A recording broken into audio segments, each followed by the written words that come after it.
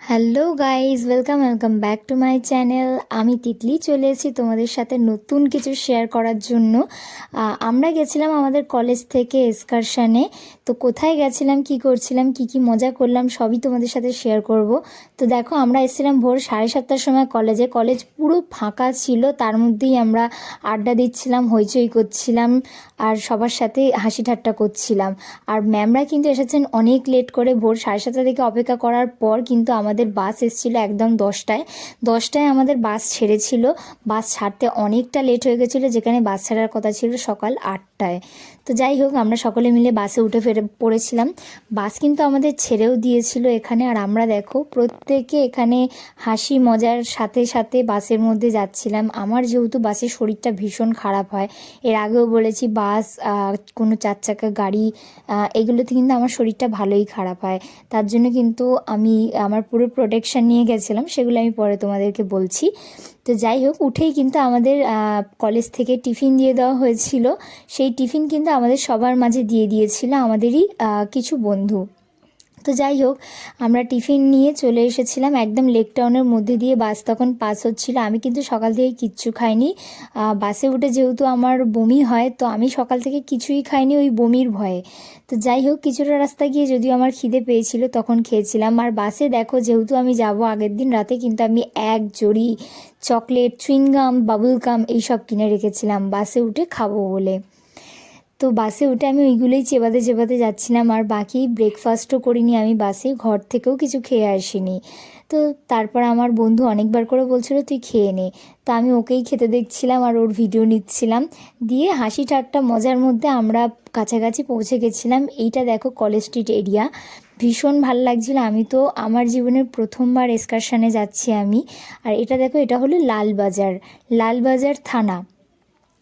আমি আমার জীবনের প্রথম এক্সকারশানে যাচ্ছি, তার মানে এই না যে এর আগে এক্সকারশানে নিয়ে যায়নি, অবশ্যই নিয়ে গেছে, কিন্তু আমি যাইনি পার্সোনালি, ব্যক্তিগতভাবে আমার সময় হয়ে ওঠেনি। তো আমি এক্সকারশানে কোনোদিনও যাইনি। তো আমি খেয়েছিলাম, খেয়ে নেওয়ার পর যখন আমি নামলাম, গিয়ে একদম আরবিআইয়ের সামনে। আরবিআইয়ের আমি অতটা ভালো করে ভিডিও নিতে পারিনি, কারণ ওখানে ভিডিও ফটো এইসব তোলা মানা ছিল। তো যাই হোক, আমরা আরবিআই দেখলাম বাইরে থেকেই। তারপর আমরা সোজা চলে যাচ্ছিলাম আরবিআই মিউজিয়ামের দিকে। তো মিউজিয়াম খুঁজতে খুঁজতে খুঁজতে খুঁজতে আমরা অনেকটা চলে এসেছিলাম, তারপরেও মিউজিয়াম খুঁজে পাচ্ছিলাম না। আশেপাশের ঘরবাড়িগুলো দেখতে ভীষণ ভালো লাগছিলো। যেহেতু তোমরা সকলেই জানো, আশা করি, যে কলকাতার ভিতরে যে মানে ঘরবাড়িগুলো থাকে, একটু পুরনো দিনের ঘর, আর দেখতে ভীষণ ভালো লাগে ওই ঘরবাড়িগুলো আমার। তো আমি ওইগুলোই একটু ফুটেজ নিতে নিতে যাচ্ছিলাম। আর আমার পাশে আমার বন্ধু ছিল সুদীপ্ত, ও কিন্তু ভীষণ হাসাচ্ছিল আমাকে। তো আমরা দুজনেই মজা করতে করতে যাচ্ছিলাম। আর ইনি হলেন আমাদের ম্যাম, আমাদেরকে গুগল ম্যাপ ধরে এগিয়ে নিয়ে যাচ্ছিলেন ইনি। তো দেখো, আমরা একদম আরবিআই মিউজিয়ামের সামনে চলে এসেছি, রোড ক্রস করলেই মিউজিয়াম। তো আমরা তাড়াতাড়ি করে রোড ক্রস করে একদম মিউজিয়ামের সামনে এসে পড়েছি। দিয়ে এসে কিছু গ্রুপ ফটো তুলে আমরা মিউজিয়ামের ভিতর ঢুকবো। মিউজিয়ামের ভিতরেও কিন্তু কোনো ফটো ভিডিও তোলা অ্যালাউ ছিল না, কিন্তু তাও আমি তোমাদের সাথে অল্প কিছু ফুটেজ আমি শেয়ার করতে পারবো, যে কি দেখেছি বা কি করেছি। তো এই দেখো, এই হলো মিউজিয়ামের ভিতরটা। বেশি তো নিতে পারিনি, ঢোকার সময়টাই শুধু নিতে পেরেছিলাম, যেহেতু ওখানেও মানা ছিল ফটো ভিডিও এইসব তোলা। তো মিউজিয়ামের ভিতরটা দেখে আমরা কিন্তু মিউজিয়ামের ওপরের দিকটায় চলে যাচ্ছিলাম। আস্তে আস্তে ওপরের দিকটায় গিয়ে আমি কিছু ফুটেজ নিতে পেরেছিলাম, কারণ ওখানে সিকিউরিটি একটু কম ছিল। তো যাই হোক, আমি সেই ফুটেজগুলো তোমাদের সাথে শেয়ার করব। আমরা সকলে মিলে গেছিলাম, ভীষণ মজা করেছিলাম আর অনেক কিছু শিখতেও পেরেছিলাম। এটা হলো ব্যালেন্স কোর্ট। এখানে কিন্তু এই যে ভিতরে যে বলটা আছে, ওই বলটা কিন্তু এখানে ব্যালেন্স করতে হয়। তো আমি অনেকক্ষণ ধরেই চেষ্টা করছিলাম। এটা খুব সাধারণ একটা ব্যাপার বলে মনে হলেও খুব সাধারণ ব্যাপার নয় এটা। তো যাই হোক, আমি ব্যাপারটা বুঝতে পারছিলাম না, পরে ম্যাম বুঝিয়েছিলেন। তো ওইগুলো দেখার পর আমরা প্রত্যেকে বেরিয়ে এসেছিলাম। যেহেতু প্রথমেই বলেছি আমি বেশি ফুটেজ নিতে পারিনি, ভিতরে মানা ছিল, ফটো ভিডিও কিছুই তোলা মানা ছিল, যার জন্য আমি কিছু নিতে পারিনি। তো এখান থেকে তারপর আমরা চলে গেছিলাম শ্রীরামপুর কোন্নগর। ওখানেও আমরা কি কি দেখলাম সবটা আজ তোমাদের সাথে শেয়ার করব। তো চলো কিছু ভিডিও ফুটেজ তোমাদের দেখালাম যে আমরা আরবিআই মিউজিয়ামে গেছিলাম, কি কি করলাম না করলাম। তোমরাও একবার গিয়ে ঘুরে আসতে পারো, ওখানে ভীষণ মজার মজার জিনিস আছে, শেখার জিনিস আছে। যারা হিস্ট্রির ডিপার্টমেন্টের স্টুডেন্ট আছো তারা যেতে পারো, অনেক কিছু আছে ওখানে দেখার শেখার। আর যারা অর্থনীতি ডিপার্টমেন্টের আছো তারাও যেতে পারো। তো তারপরে আমরা চলে গেছিলাম শ্রীরামপুর কোন্নগরের উদ্দেশ্যে। বাসে আমার শরীরটা খারাপ হতে লাগলো, কিন্তু আমার পাশে তখন আমার বন্ধুকে উঠিয়ে দিয়ে একটা ম্যাম এসে বসেছিলেন। ম্যাম আমাকেই দেখভাল করছিলেন, তো যার দরুন আমার খুব একটা প্রবলেম হয়নি। তো আমরা সকলে মিলে চলে গেছিলাম, একদম বালি ব্রিজের কাছাকাছি চলে এসেছিলাম আমরা তখন। দূর থেকে বালি ব্রিজ দেখতে পাচ্ছিলাম, ওই বালি ব্রিজ ক্রস করলেই কিন্তু ছিল শ্রীরামপুর কোন্নগর। তো আমি কিন্তু ভীষণ এক্সাইটেড ছিলাম যে কি কি দেখব না দেখব। তো চলো আজ তোমাদের সাথেও শেয়ার করি যে শ্রীরামপুর কোন্নগরে ঠিক কি কি আছে।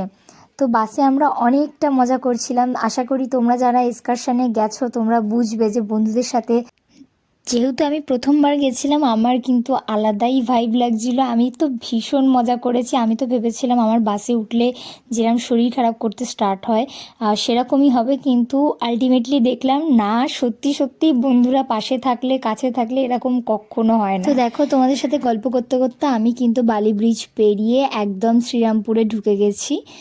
তো আশেপাশের আমি ফুটেজ নিচ্ছিলাম। তারপর ওখান থেকেই কিছুজন বলল আর 10 মিনিট যেতে না যেতেই অবনীন্দ্রনাথ ঠাকুরের বাগান বাড়ি পড়বে। তো আমরা কিন্তু ওটা দেখার জন্যেই প্রথম স্টে করেছিলাম। আরও অনেক কিছু দেখার ছিল, যেহেতু সন্ধে হয়ে গেছিলো বলে হয়ে উঠিনি। শ্রীরামপুরে গিয়ে আমরা মাত্র কিছু জিনিসই দেখতে পেয়েছি, তো সেই জিনিসগুলোই তোমাদের সাথে শেয়ার করি চলো। তো এই হলো অবনীন্দ্রনাথ ঠাকুরের বাগান বাড়ির রাস্তা। এই নিচেই লেখা ছিল কোন্নগর বাগান বাড়ি। তো আমি ওটাকেই একটু ফুটেজ নিচ্ছিলাম, ভীষণ ভাল লাগছিল। আর এই হলো অবনীন্দ্রনাথ ঠাকুরের বাগান বাড়ি। এখানে কিন্তু টিকিট কেটে প্রবেশ করতে হয়, পার হেড 10 টাকা করে ছিল। তো আমরা সকলে মিলে টিকিট কেটে নিচ্ছিলাম, টিকিট কেটে প্রবেশ করলাম অবনীন্দ্রনাথ ঠাকুরের বাগান বাড়িতে। তো তোমরা কারা কারা বাগান বাড়িটা দেখেছো আমায় কিন্তু কমেন্টে জানিও। আর আশা করি এটা শ্রীরামপুরের কোনো সাবস্ক্রাইবার কাছে পৌঁছাতে পারে, তারা বলো যে তোমাদের কেমন লাগে। আমার কিন্তু ফার্স্ট টাইম গিয়ে ভীষণ ভালো লাগছিল। আর এই হচ্ছে বাগান বাড়ির টিকিট। এই টিকিটটা সবার হাতে দিয়ে দেওয়া হচ্ছিল, মানে সমস্ত স্টুডেন্টের হাতে এই টিকিটটা দেখিয়ে ঢুকতে হতো। কিন্তু আলটিমেটলি টিকিটটা নিয়ে আমরা ব্যাগেই রেখে দিয়েছিলাম, যেহেতু টিকিট কাটা হয়ে গেছিলো। আর এক্সকারশনের স্টুডেন্ট ছিলাম, ওই জন্য অতটা কড়াকড়িভাবে চেক করা হয়নি। তাও ঢোকার আগে টিকিট কাটতে হয়েছিল সবারই, মাথাপিছু সবারই টিকিট কেটেছিল। তো তারপর হেঁটে হেঁটে ঘুরছিলাম, হেঁটে হেঁটে যাচ্ছিলাম, দেখলাম অনেকটা বড় জায়গা, অনেকটা বড় প্লেস আছে। কিছু ফটো ভিডিও তো শ্যুট করেইছি। আর এই হচ্ছে এক গঙ্গার ঘাট, একদম সামনেই একটা গঙ্গার ঘাট ছিল, বাগানবাড়ি থেকে দেখা যাচ্ছিল যেটা। তবে যেতে দিচ্ছিল না, ঘাটটায় কাদা ভর্তি ছিল। তো দেখো, আমি কিন্তু এখানে অনেক ফটো ভিডিও তুলেছি, সেটা তোমাদের সাথে শেয়ার করা হয়ে গেছে আগেই। আর এই হচ্ছে ঘরের ভিতরটা। ঘরের ভিতরটা কিন্তু দারুণ ছিল। আর এই ড্রয়িংগুলো কিন্তু অবনীন্দ্রনাথ ঠাকুরের ছিল, তিনিই কিন্তু এঁকেছিলেন। এইগুলো কিন্তু আমার ভীষণ ভালো লাগছিলো, কিন্তু আমার মানে আমাদের সকলেরই মনে হচ্ছিলো যে এগুলো হয়তো কপি ছিল একটা করে, যেহেতু আসলগুলোর দাম অনেক, তাই আসলগুলো হয়তো সেখানে টাঙিয়ে রাখা হয় না, ওগুলো একটা কপিই ছিল। তো যাই হোক, আশপাশটা দেখছিলাম। এখানে বিষধর সাপও আছে, বলছিল যে সাবধানে ঘোরো, বিষধর সাপ আছে, অনেক কিছু আছে। আর এখানে একটা পদ্ম পুকুর ছিল, সুইমিং পুল টাইপের ছিল, চারদিকে বাঁধানো, কিন্তু ভিতরে পদ্ম গাছ বসানো ছিল, ভীষণ ভালো লাগছিল দেখতে। আর আমি তো বারবার ঘুরে ঘুরে দেখছিলাম, আমার বন্ধুকেও বললাম এখানে একটা ভিডিও শ্যুট করে দে। আশা করি এই ভিডিওটা আমি অনেক আগেই পোস্ট করে দিয়েছি, তোমরা সবাই দেখে নিয়েছো। আর আমি কিন্তু চারদিকে ঘুরে দেখছিলাম, ভীষণ ভালো লাগছিলো। তোমাদের কার কার এরকম পদ্মপুকুর আছে বাড়ির সামনে আমায় কিন্তু অবশ্যই জানিও। আমার কিন্তু ভীষণ ভালো লাগে পদ্মপুকুর, কিন্তু দুঃখের বিষয় এটা ছিল যে যে সময় গেছিলাম সে সময় একটাও পদ্মফুল ফুটেছিল না, নাহলে আমি দেখতে পেতাম পদ্মফুল। তো যাই হোক, চারদিকটা একটু ঘুরে ঘুরে ঘুরে ঘুরে দেখছিলাম। ঘুরে দেখার পর ওখান থেকে তো বেরিয়ে যাব, দিয়ে অনেকটা ফটো ভিডিও তুলছিলাম। আর আমার বন্ধু সত্যি আমাকে অনেকটা হেল্প করেছে। তো যাই হোক, আমি ওখান থেকে ভিডিও তুলতে তুলতেই বেরাচ্ছিলাম, অনেকটা স্লোমো তুলতে তুলতে বেরাচ্ছিলাম, যদিও এগুলো পরে স্লোমো করে নিয়েছিলাম। যাই হোক, তো এগুলো দেখার পর কিন্তু আমি এগিয়ে যাচ্ছিলাম ওইদিকে আরও অনেক কিছু দেখার জন্য, যেহেতু অনেক পুরনো দিনের জায়গা, পুরনো দিনের বাড়ি। আর আমি জানি আমার গলার ভয়েসটা একটু চেঞ্জ হয়ে গেছে, আমার কিন্তু খুব ঠান্ডা লেগেছে। ঠান্ডা লাগার ফলে কিন্তু মানে প্রচণ্ড অসুবিধা হচ্ছে, আমি ঠিক করে কথাও বলতে পারছি না, তাও ভয়েস ওভার দিচ্ছি। তোমরা কিন্তু অবশ্যই জানিও তোমাদের ভিডিওটা কেমন লেগেছে, আর চ্যানেলটা কিন্তু সাবস্ক্রাইব করতে ভুলো না।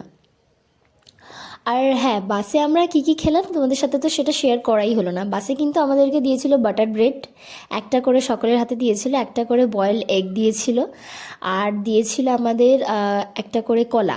তো এটাই ছিল আমাদের প্রথম ব্রেকফাস্টে।